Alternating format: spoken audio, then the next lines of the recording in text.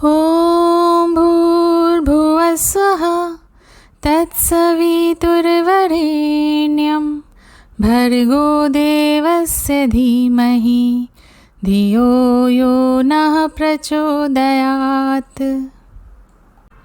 गायत्री मंत्र। हम ईश्वर की महिमा का ध्यान करते हैं जिसने इस संसार, भू पृथ्वी, भुवा अंतरिक्ष, स्वः स्वर्गलोक को उत्पन्न किया, जो उपासनीय है, ज्ञान का भंडार है, जो पापों और अज्ञान को दूर करने वाला है।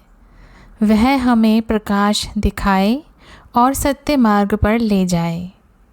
अन्य शब्दों में, उस प्राण स्वरूप, दुखनाशक, सुख स्वरूप, श्रेष्ठ, तेजस्वी, पापनाशक, देव स्वरूप परमात्मा को हम अपनी अंतर आत्मा में धारण करें। वह परमेश्वर हमारी बुद्धि को सन्मार्ग में प्रेरित करें। यह मंत्र कितना खास है हमारे लिए। इसके बिना हर शुभ काम अधूरा है। जैसे हमें भी बचपन में ये मंत्र याद कराया गया था, लेकिन बस मंत्र ही याद हुआ था। इसका मतलब अगर किसी से पूछ लिया तो कोई बता नहीं पाया। हम लोग मंत्र तो याद कर लेते हैं, लेकिन उसका अर्थ, उसका मतलब कभी जानना नहीं चाहते। जबकि ईश्वर वो भी सुनता है जो दिल से निकलता है। ज़ुबान तो रटा हुआ भी बोल देती है। खुद को पता नहीं कि क्या बोल रहे हैं, बस बोल रहे हैं। हम लोगों ने खुद को ऐसा ही तो बना लिया है। हमें खुद ही नहीं पता होता है कि हम क्या मांग रहे हैं। और सबसे अहम बात, किससे मांग रहे हैं? वो जो कण कण की खबर रखता है, उसे दिल का हाल नहीं पता होगा क्या? सिर्फ ज़ुबान से बोला हुआ ही सुनता है क्या वो?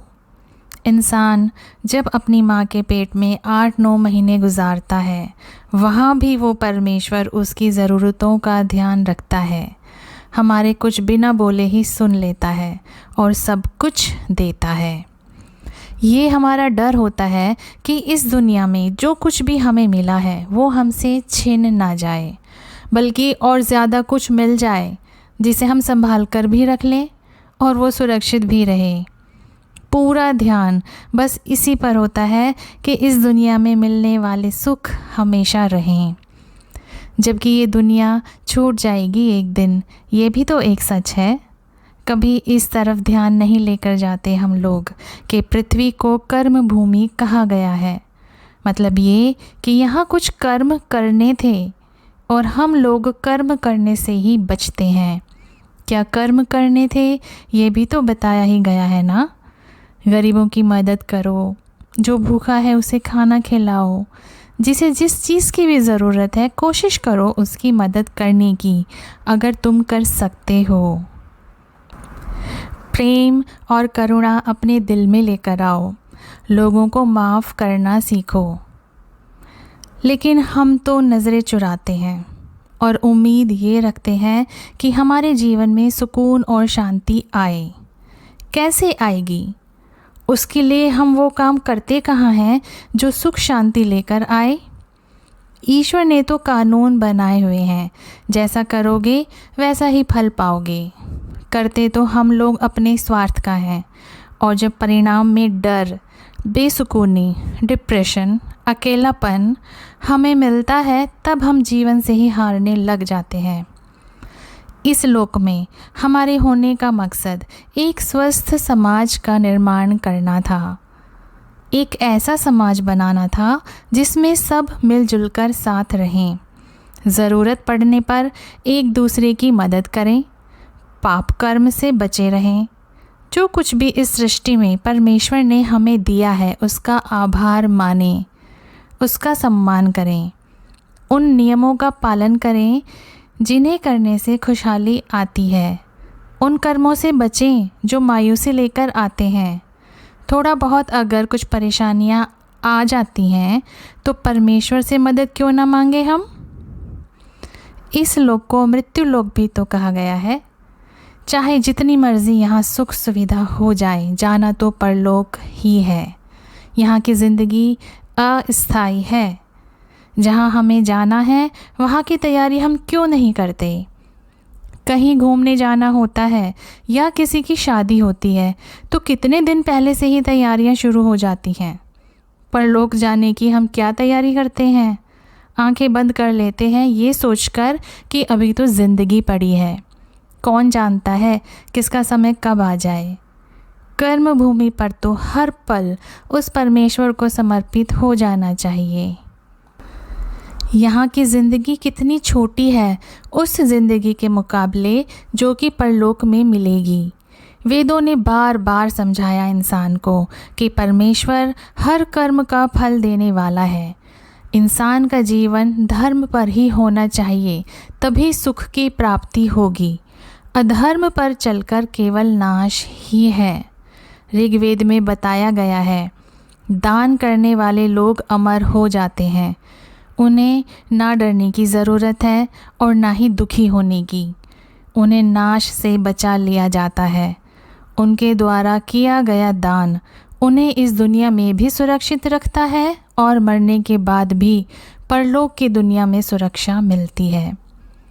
ऋग्वेद में ही आता है, जो लोग अपनी मेहनत की कमाई को अकेले ही खा जाते हैं, गरीबों के साथ मिल बांट कर नहीं खाते, वो लोग पाप की कमाई खाते हैं।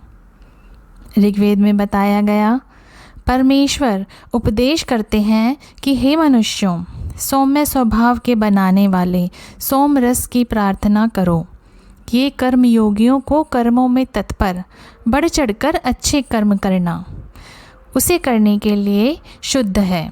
मतलब यह है कि जो पुरुष अन्न आदि औषधियों के रसों का पान करके अपने कर्मों में तत्पर होते हैं वे पूरे कर्मयोगी बन सकते हैं। और जो लोग मादक द्रव्यों नशीले पदार्थ का सेवन करते हैं वे अपनी इंद्रियों की शक्तियों को नष्ट भ्रष्ट करके स्वयं भी नाश को प्राप्त हो जाते हैं।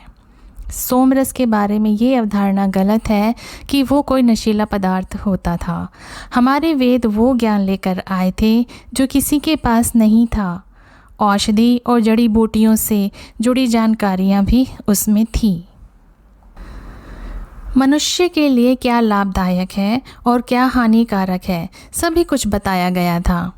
सोमरस नाम की एक लता थी, मतलब कि कोई बेल थी जिसका काढ़ा पीने से शरीर के रोग मिटते थे और बीमारियां ठीक होती थी, शरीर में ताकत आती थी। ये नशा नहीं था, नशा करने से तो परमेश्वर ने रोका है।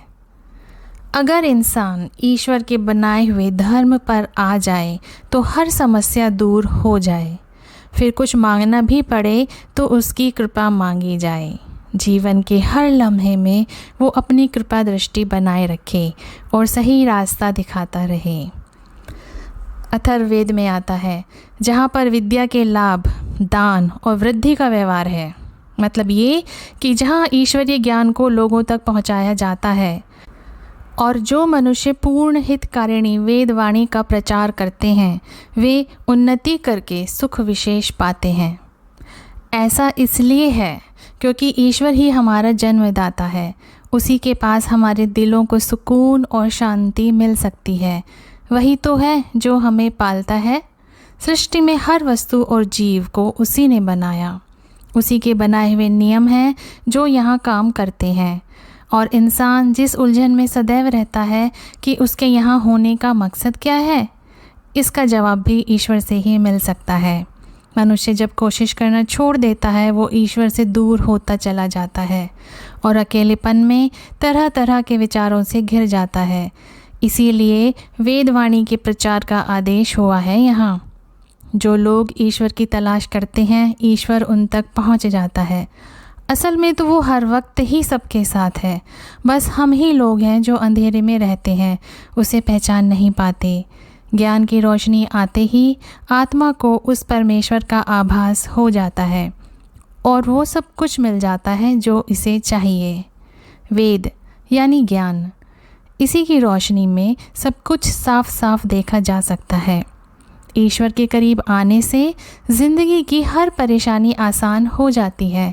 हमने अगर इस सुख का अनुभव किया है तो ये सुख दूसरों के साथ भी तो बांटा जाए।